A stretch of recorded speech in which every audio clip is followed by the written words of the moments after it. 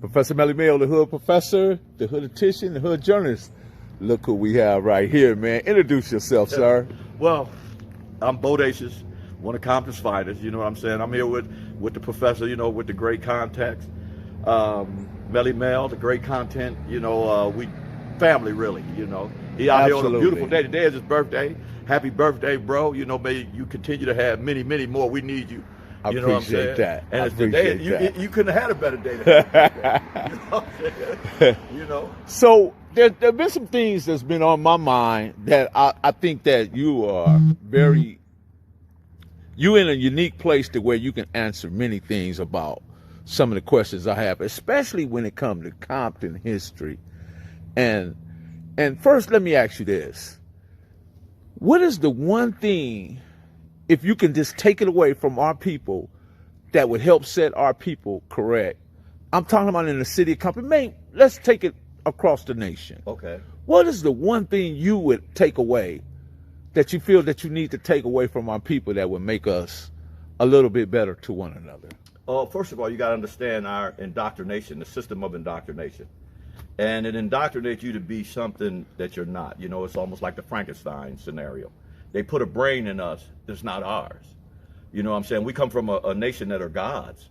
You know what I'm saying? That's why they can't figure out how we built the pyramids. You know what I'm saying? And they took that and reduced us to the nigger.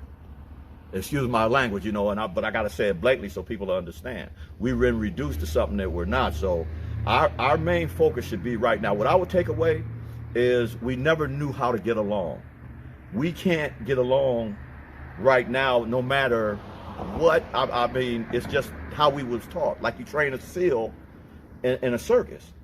He don't know how to get along with the other seals in the ocean because he's been took out of that and made something and made, like one of the statements you say, the lion and the tiger, you know what I'm saying, has been in the circus, but the wolf, you can't train like that because naturally he combats his enemy. We don't do that, and we've been taught this American system, which is coming unravel right now through the pandemic, Black Lives Matter, and all these other ills, the mass shootings, and it goes on and on and on. So as a people, what we need to do is learn how to get along without doing harm to each other. And I think that's one of the main things so we can have certain conversations and stop attacking each other. No sooner one, like the youngster was saying with Roland Martin, there's many bodies to a movement. And you just can't say your movement is the right one because nobody has figured this out yet in the African-American community or the black community. We haven't figured out how, we don't even know what freedom is. We know what they told us freedom is. You know what I'm saying? So we think this is freedom because we know no different. So I think what we have to do is undo everything we was taught, especially with religion and all these other ills that plague us, to the point to where we have to start to say, okay, we can do no harm to each other unless, you know, it's self-defense or whatever. So my main focus right now is teaching these youngsters and to try to get the young youth, the gangs, to understand that we can have a disagreement, but when we had certain disagreements with other sets, we would play football or basketball. Yeah, we go head up because we had hands, but we wasn't killing each other, you know, on this scale that we're doing now. So I figure, and it's all over the country, it's the backwards indoctrination, it's the school systems. We've allowed our enemies to teach our children what is foolish. And we have to learn how to get along because we're taught to hate black and hate each other. So that's the one thing I would pull, absolutely, you know what I'm saying, from that. Perfect segue for one of my quotes, man, is that in order to get to the truth, we must first take the lies out. Right. Exactly. Secondly, the lion and tiger are more powerful, but you've never seen a wolf perform in the circus. That's the one I was looking for. I just wanted to jar your memory on that. Yeah. It's so true. Yeah. It's so true. You know, you've never seen a wolf perform in a circus. And you won't. No. And you won't. No. You know, it's just certain animals that they get out right where they at. You know what I'm saying? Right. And like I said, we got to learn to protect, especially our sisters, our women. You know, we got so many different ills that we have to, you know, plagues against us because we're out of our natural element. You know what I'm saying? We've been imported here.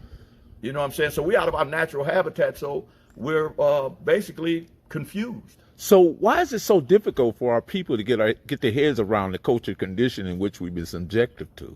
Values. They gave us a value system that's monetary.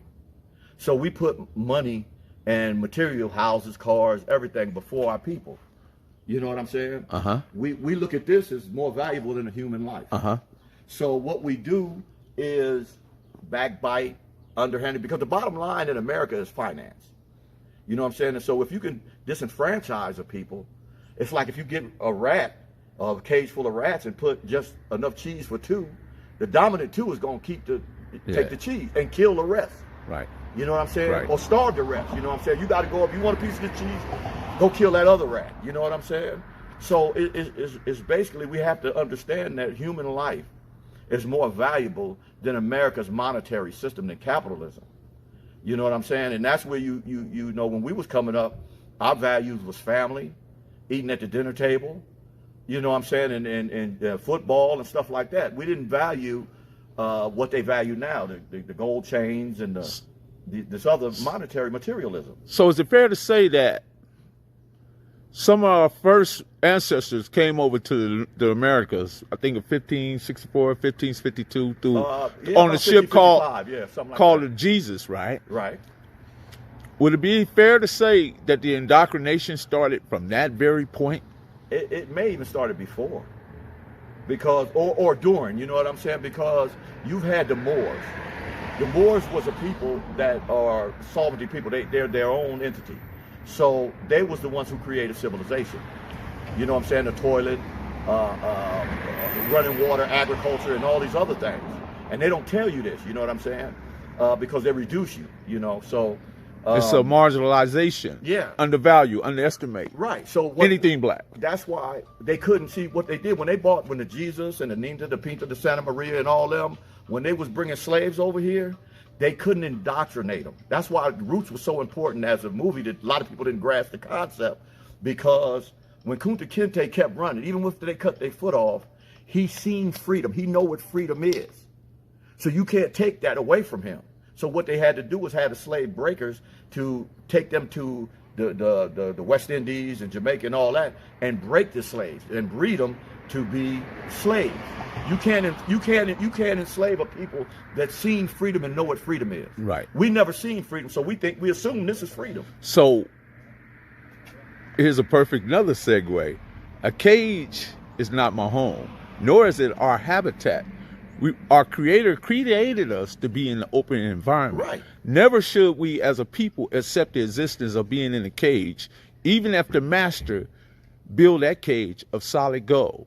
Right. And exactly. Materialism. We should never, because all those things are ensnared in what we call is that entrap us. Right. Consciously in the sphere of, you know, like you're saying how, like, a lot of my videos are based on personality, rapport, and commonality, being responsible in the responsiveness of total continuance of being friends, where we mirror and match one another. You know, I see what you do, I like what you do, so I'm gonna try to, you know, do that, because you have established a map. Right. You know, because if you go out here and you create these jobs, or you create a way to make a living for your family, whether you building, whether you going out in the community doing refurbishing jobs, or whatever they may be, you know, why can't the next black man sharing that, or you share the map with them, say, hey brother, you don't have to do that over there. Let me show you how to make it. Let me show you how to fish, so to speak. Take it from there. Okay. On the first note, I wanted to say, as far as I've been to the prison, the state prison, the county jail, I mean a whole lot of jails. And I did basically almost like in and out of jail about 20-something years. So I know how prisons are ran. America is ran just like a prison system. You know what I'm saying? You got wardens and everything else. You got people calling the shots. So they make this glamorous. But I want to ask the people, how much bloodshed you think it took to get this, to make this glamour? How many people had to die? How many people had to be exterminated? How many people had to suffer just so you could have something shiny? You know what I'm saying? So you don't look at that. It took a lot of lives and stuff that where you devalued everybody and put them in a cage. And now this is like the, you know, how it's supposed to be. Which in indoctrination teaches us this is the norm. You know what I'm saying? So that pretty much kind of says it to where we've been, like Malcolm said, we've been bamboozled, hoodwinked, and run amok. You know what I'm saying? Because we assume, because you see, this is look where I live at, pretty nice from where I come from. Real nice. You know what I'm saying? But at the same time, it has no value, no more than my little homies out there getting shot, and they don't even know why they gangbanging. So I go out to try to reverse that, and like I said, I'm gonna get with some stuff, but at the same time, I gotta eat, and my family gotta eat. So it's kind of difficult. I ain't got the, I ain't there yet. My bank account is not so all bodacious. the way yet, but why are the triple OGs, double OGs, and Gs so empathetic in the scenario? Empathetic where there's no feelings, there's no concern, there's lack of enthusiasm for change. It's like they don't care, even though, and they're responsible. Right. Because karma don't have an expiration date. Right. Well, you have to understand, we became monsters. We became desensitized. We don't care about nothing but what we want to care about. You know what I'm saying? And I use that same, like, I use that same, I'm that straight out of Compton hood, I would say politics or the gangsterism in everything I do, from my job to my businesses to everything, because that's what I was brought up to. So I don't have feelings. I got my feelings removed in the 70s. You know, and there's some stuff that happened where I can say, hey, I could care less. I'm getting ready to make sure my woman and my family is taken care of. You know what I'm saying? So we desensitized to that. You know what I'm saying? Put me in a cage long enough, you're gonna make a monster out of me. When I come out of that cage, I'm vicious. You know what I'm saying? So we detach. We detach because it's psychological. Who detached us? Huh? Who Trauma. Right now, I can get a puppy and smash his head right now. You'll be sick for the rest of your life. Mm-hmm. You know what I'm saying? Mm-hmm. You'll be sick for the rest of your life. You may think you can control it. You start having nightmares. Man, that puppy, both that was vicious. You know what I'm saying? We witnessed this stuff. Right. Not only from the homies, but from the police, from just the system we in. You know what I'm saying? It's just like mass shootings. They shot up the dude, and I'm like psychologically so damaged. I'm like, I hope they were all white. Right. Not caring about the families, the mothers, and stuff like that. And they was like, well, you sound racist. No, I'm anti-racism. Because when you do it to us, we less than human. Nobody cares. You know what I'm saying? One thing I could say, Bodacious, out of all the people that I speak to and understand, you understand it from a space and a place that many, because you got into this stuff at a very early age. Right. And you most definitely have receipts when it comes to violence. I'm talking about proven stuff, not stuff people talk about or speculate on. I'm talking about your violence has receipts, because I saw some of it. Okay. Well, this is the thing. So, but I don't want to stop there. No, go ahead. But to see you now and who you are today, you got that same energy, bro. You got that same energy. You know what I mean? When you was violent to being good, and that's astounding. It's what they call a metamorphosis, or metamorphosized. Just like you would take the caterpillar to turn into the butterfly, to change into something beautiful. You know, the ugly duckling story. You know what I'm saying? To where once you turn into a beautiful swan after you get through so much. Who said it? That when you get a rock and you chisel at it and you keep chiseling at it, after years you become a beautiful sculpture. So I've been chiseled at, you know what I'm saying? And in my mind, violence is the only thing that causes immediate change instantly, because I can get rid of you. And they know that. They've been using it since they conquered nations. You know what I'm saying? They use violence because it immediately eradicates from the root up. You know what I'm saying? So you have to be violent and against violent people. So is it fair to say that, being that we came from the continent, stripped of language, culture, identity, they didn't bring our diet, that everything we know and learn, we adapted from them? Yeah. So when you see our brothers looting, you see our brothers stealing, you see our brothers robbing, you see our brothers murdering, who did that come from? I mean, if we didn't bring it with us. We picked up the ways of our captors. Okay. We was indoctrinated to be like that. We mimic them. We sit there and mimic them. Mm-hmm. And like I said, violence, I was born up in violence. You know what I'm saying? The first day I get to school, I get jumped on. So I say, okay, well, Y'all didn't hurt me. Watch what I do. Because I got to top that. You know what I'm saying? Next thing you know, you got other cats like when I went to Roosevelt. First day of Roosevelt, I was from Pan Airs over there. First day of Roosevelt, I get to Roosevelt in 73, 74. The first day of school, they jump on me because they were U.S. You know what I'm saying? And they wanted me, but after I finished doing what I had to do, me and the homies, there was a couple of us, you know, Turtle came there, Charlie New, Donald McCaney, you know, it was a few of us. It was from that side that really wasn't into none of that. We was low riding and all that stuff, you know. So how was they identifying in both the Piru and the U.S.? Did they identify together or were they separate entities? Because I know they're the two only gangs that original from Compton. You have to understand that it was you and the Roo. Okay. You and the Roo was basically, because us mean us over there on the south side. It meant us by themselves or whatever. But the Pirus were so dominant because you had Fruittown, you had Westside Piru that just turned Looters Park when, if I'm not mistaken, Puddin started going with Cynthia Nunn. You know what I'm saying? And that's what made Looters Park Piru. And I got to give them their props because Looters Park was one of the most vicious Piru sets to me ever. You know what I'm saying? Because they had, at one time, Compton was, like I said, dominantly Piru. So you didn't go against that. Anybody got, you know, you got dealt with until Crips came to Compton in 72 when Bob Simmons opened a boys' home on Santa Fe and Palm and Atlantic Drive. So basically, they were kind of like a own entity, but they were together. It's just like what you see in Nutty South Atlantic and stuff like that, or In Hood and who they be with. You know what I'm saying? It was the same thing. Like In Hood and the Boulevard. In Hood and the Boulevard was one entity, but we were two different things. You know what I'm saying? Because if one did something wrong, you separated from that. And over the years, we separated. You know what I'm saying? But we separated not the older ones. Just the youngsters got into some, you know, a little beef, whatever. And we squashed that eventually. So I'm just saying that back then, you know, in the 70s, early 70s, U.S. and the Roo were intertwined because you had certain people like Alvin Trasman was the leader. But when Crips came out, Alvin came over there with us on Pan Airs, to the Pan Airs family. You know what I'm saying? We was low riding, all the girl, everybody came over there. You know what I'm saying? But at the same time, before that, you had Bo Peep, Puddin', Tam, Barton, the state on Bradfield. You know what I'm saying? All of them mixed up.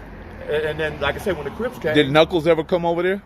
Yeah, everybody came on. Anybody that was anybody from Compton, L.A., Watts, or everything came on Pan Airs because we had the low riders. Right. Kevin and Wolf came over there with the low riding gang.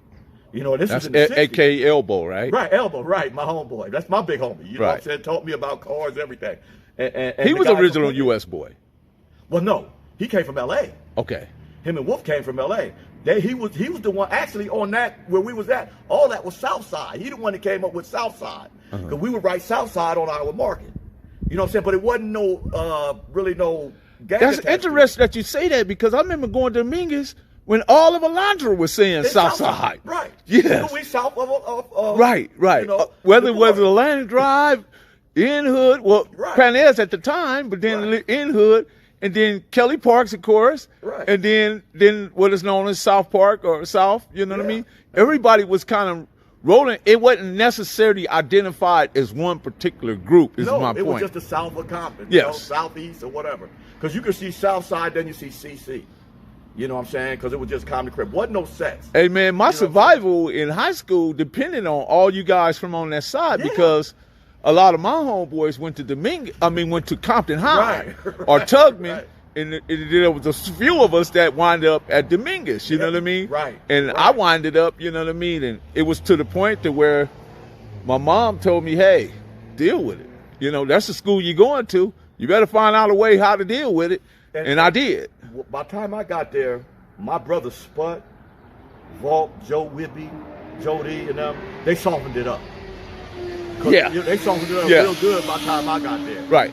Because Crips Fish. go to Dominguez. Yeah, Big Fish. You talk about my loved ones. Right. You know what I'm saying?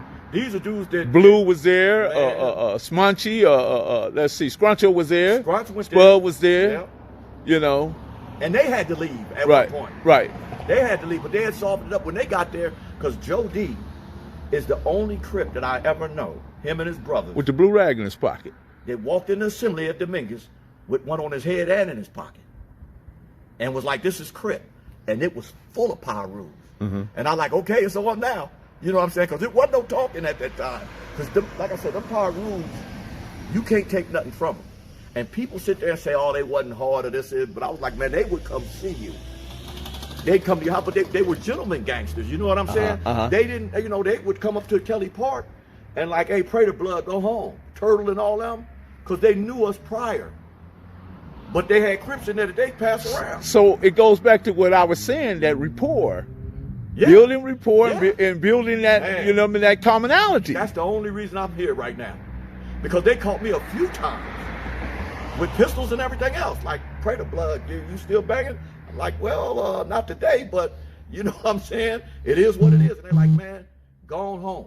But you have to understand, Melly, these dudes were 20, 19, 18. I was 12, 13. No, I would say 13, 14, and 15. I was a kid, but in my mind, I wasn't. Because I can handle them, you know what I'm saying? I was like, win, lose, or draw. What y'all want to do? Karate, shoot? Awesome. You know what I'm saying? Whatever you want to do. But I was a kid. I remember we was all in, because Tick and Leonard and all them cats, Kim Thomas and all them cats, Half Step, all them cats was in the karate, man. Joe Stein, Have Ed, Gary Brentz. Gary Brentz, you know. And these dudes was vicious with it. Yeah, they was vicious with it. Inspired me, you know what I mean? And I used to, my brother used to teach me. He used to say, you don't have control. So I'm not going to teach you everything. Because I knew how to do shurikens, karate sticks, 3/4 inch staffs. You know what I'm saying? I can front kick you and knock all the air out you and everything. You know what I'm saying? He taught me the horse stand. I'm talking about katas, everything. You know what I'm saying? So I used it. Yeah, your brother kicked the basketball rim, and that put everybody in question whether they wanted to fuck with him on some stuff that they may not have been able to handle. You know what I mean? This man don't kick the basketball rim. Yeah, he was good. Yeah. He had got to the point, because he practiced Taekwondo. And Taekwondo is mostly with your feet, kicking. Right. You know what I'm saying? And he got to the point to where he could kick you and break your leg. Right. Or kick you in the rib and break your rib. You going down. You know what I'm saying? I've seen them dudes break bricks with their hand. I mean, the real thing, when the Bruce Lee era came out, these dudes really Jim Kelly, Bruce Lee, all that. They studied themselves to be approved. Right. You know what I'm saying? Right. And everybody knew that. Right. Because they wasn't running up on them. But at the same time, you had gunners out there. Like, you know what? If you go around any Ludus parks, you know what I'm saying? I want to know whatever happened to White Boy Deesman. They had a white boy. Yeah, I remember Deesman in the red Firebird. The shotgun. Yeah. And he'd roll up on you. Yes. You know what I'm saying? They like I said, a lot of cats. He had a sister named Linda Deesman. That dude was vicious. White boy. Yeah. Would check you. Him and Frankie Lasagna used to be together. You know, like everybody had a pair. You know what I'm saying? Right. You know what I'm saying? Hey, so what I want to do now is tell them about who you are today and the things you've done to help shape this life that you now have. You know what I mean? And what was the trials and tribulations to achieve it, or if any, you know what I mean? Because these things are not just simply put together. It's the willingness to do better. I think once I found out how dysfunctional I was and undereducated when I went to prison. And I went to prison for basically laws changed. You know what I'm saying? I got more time for the time I had already done than the crime. And that kind of woke me up and said, hold it, wait a minute now. These dudes are just locking people up because they've been locked up before. Because my case didn't hardly carry nothing. Mine was a domestic squabble with a girlfriend. And I got 15 years. I was trying to get 27, but the judge, he said, since you walked down here and turned yourself in, you know what I'm saying? I'm going to give you midterm. I'm going to give you 15. Because I was facing 27. You know what I'm saying? And it was kind of like, the universe spoke to me. You know what I'm saying? My ancestors, I was drinking a lot and, gangbanging. I never was a hustler or... I wish I would have gotten a little money, because I knew Renz and Easy. I ate with these dudes every morning, me and Easy and all them. And I never got into the money game. I was always the gang banger. Not the gang member, but I was the banger. I'm the one when your brother got shot. So you were the guy that Easy, Ren, MC Ren, and all these cats can go to if they had any predicament.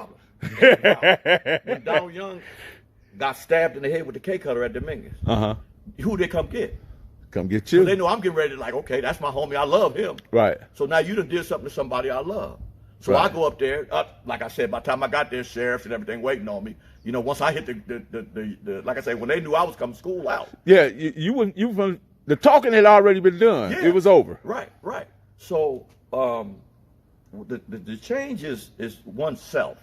It's like you learn better, you do better, because when I went to prison this last time, it was like for nothing, and I got stretched. You know what I'm saying? I was like, wow. And it was really a blessing, because I was on my way for a shameful doom. You know, maybe drug addiction, alcoholism, cirrhosis of the liver. You never know. So once I got to prison, and I said, like, I got to Folsom. When I got to old Folsom, and it was a dungeon, and it actually frightened me. And it's a few things I ain't scared of. You know what I'm saying?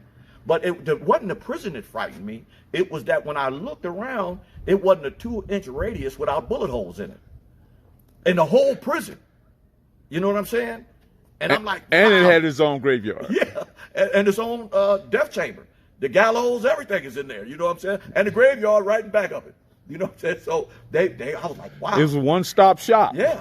And when I seen that, I was like, wow, I ain't supposed to be here. You know what I'm saying? And then, you know, these youngsters, I try to tell them, they're like, man, I know what I'm signed up for. I can go, you know, do this. I say, homie, you don't have a clue. And he said, well, how you know you went? You took it. How come I can't take it? How you think I can't take it? I said, because prison ain't built for nobody.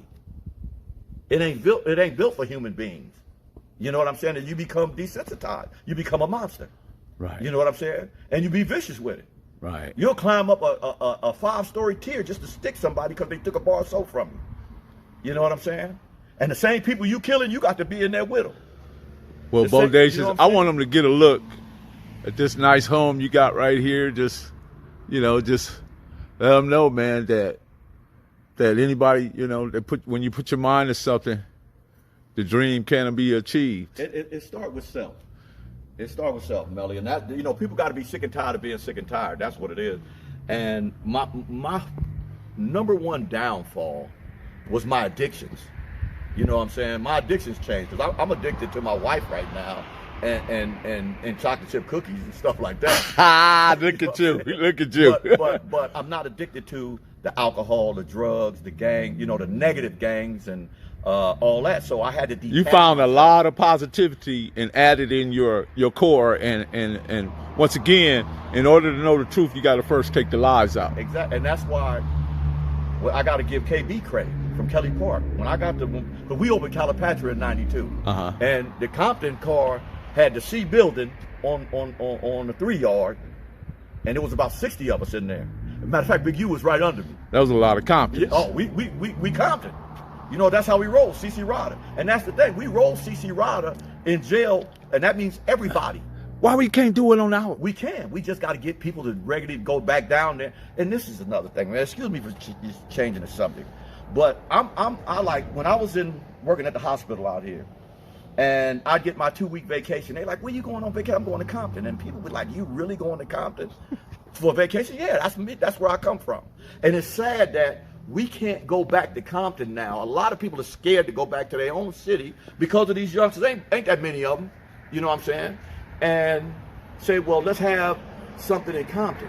But you have it in LA, you got to have it in Lakewood, you got to have it in Orange County somewhere. You can't have it in Compton. And until we can start going back to Compton and have our own stuff in Compton, now I give Maxine and them props that when they had the all-class reunion, they went back to that was awesome. And everybody was there. I'm talking about Chris Bloods, others, Samoans, essays, everybody. And not a minute's trouble. Share Park. That lets you know we can do it. Hey, what got me is when I seen the Long Beach police out there let me sliding Yeah. with all the sisters. Because it was organized. They went to the city and got permission. See, it's ways you got to do things, you know, because they regulate everything. Right. If you go, it just outgrew Sheer Park. Right. It outgrew Sheer Park, so they had it at the the and I was attendance. working in Seattle, so I missed that one. But if they have another one, I'm kind of retired now. But after that one, I'm going from now to now on, because it's so phenomenal. And that's what I'm trying to say. These youngsters, a lot of them are damaged. Like I said, you become a monster. And some of them are hurt. We had a lowrider thing out here last week. You know what I'm saying? Chubb come out. We downtown. It's like 200 Mexicans. Black, white, no, maybe more than that, about 1,000 Mexicans. They had some of the cleanest bombs on the planet, lowriders on the planet. And then you had the brothers. So we hook up with the Pyrus. You know what I'm saying? They are our homies now. Years and them is my homie. I got their back because it's Compton first. You know what I'm saying? I come from an area where it's Compton first. You know what I'm saying? So we out there kicking it all night. You know what I'm saying? So when the next day we downtown that Saturday night. The next day they go to the park, Sunset Park. It's like 3,000 people in the park. Not a minute's trouble. No argument. You got the mongrels over there. You got black motorcycle clubs over there. You got all the low riders. You got Crips, Bloods, others, and sets in Compton that are beefing, that's hanging out together. We took a picture. I don't know who got it, but we took a picture. It was us, my cousin, them from the South. I see my cousin. He just got out beating a hot one. I was trying to figure out how you got out. He was like, they charged him wrong. You know what I'm saying? Because they overcharged him. They charged him with this terrorist thing that come out in 2000 or something, but his case was way back in 95. And they just caught him, so they overcharged him, so they had to drop it. You know what I'm saying? But he was telling me all these, I'm looking at these South, because one of them see Chubb and say, Chubb, remember we were Sellies, homie? You know what I'm saying? They was like, and Chubb was in New Year, this is the homie Bodacious. You know, I took a picture, I had on my Pendleton and everything. I just felt a little Compton that day. You know what I'm saying? I had a flashback. You know what I'm saying? So we all got together. It was Park Village, some of the Samoans. It was Palm Oak, In Hoods, Souths, some Tanners. So it's a little bit of everybody stood there. The Swamps. Under one umbrella. Umbrella. We had the park kicking it. We take a picture out like that. And I look at everybody, and you know, the first thing come to my mind is if we can do this in Vegas, we just down the street. We can do it at home. That's it. You know what I'm saying? It's just that we got to have a mind to do it. You know, and Melly, capitalism is a beast because you have your have and your have-nots. A lot of people our age have got a life. They found a life and like, you know what? And some of us ain't made it yet. Right. Some of us is like still got to get up and go to work in the morning. Right. They still got to, you know, put food on the table and stuff like that. They're like, I don't have time to go down there and do what some of the people want us to do. But I say to them, get on the phone, text, call your homies that's down there. Hey, let's do as much peace as we possibly can. Because you ain't going to get rid of everything. But I know what we did in 2015, and I had to learn from that because we've allowed politicians to get involved. And just like they can help it out, they can dismantle it. Just like they did, you know what I'm saying? But it was crazy because we had 100 Crips and Bloods in one room, and the violence stopped that day. Absolutely. That day for a couple of years. And crime went down 75%. So we inadvertently dismantled, defunded the police, as they call it, because they don't get the funding from the government or the feds because they don't need it. So that's the things we got to start understanding. The less we do to each other, the more the police have to back off.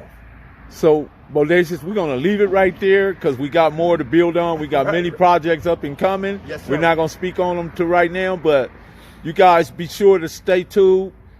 Tune in to Professor Melly Mill, the Hood Postman. Be sure to get my likes up. Click the notification bell, man, and subscribe to my channel, man, because it's important because we're going to be getting great interviews like people like Bodacious, his brother Tick, and anybody else that's feel free to want to come speak on the platform because at the end of the day, history is medicine for a sick mind because within history, it has a variety of human experiences which we can learn and teach from.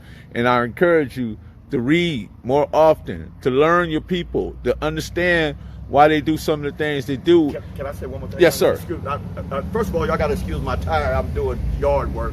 Second of all, I wanted to get back to, like you were saying, with the studying and educating yourself, because I read KB from Kelly Park gave me a book called The Destruction of Black Civilization by Chancellor Williams. Oh, man, great book. When I read that book, it opened up. So I read hundreds of books after that, the Quran, the Bible, and it just... I'm sure you got some Naeem Akbar. Yeah, okay, Dr. Naeem Akbar. Look, I got a list. I'm going to give you the list. Okay. I'm going to show the list. I ain't going to do it right now, but I wrote everything down. I read over 100 books. I went back and like I said, I re-educated myself to the point to where I can do anything I want to do. It's humanly possible. You know there you go, man. So, on that note, you know, we out, man. Yeah. Professor Melly Mill, the Hood Postman. Remember, like, subscribe, and share, and continue to follow this content. We out.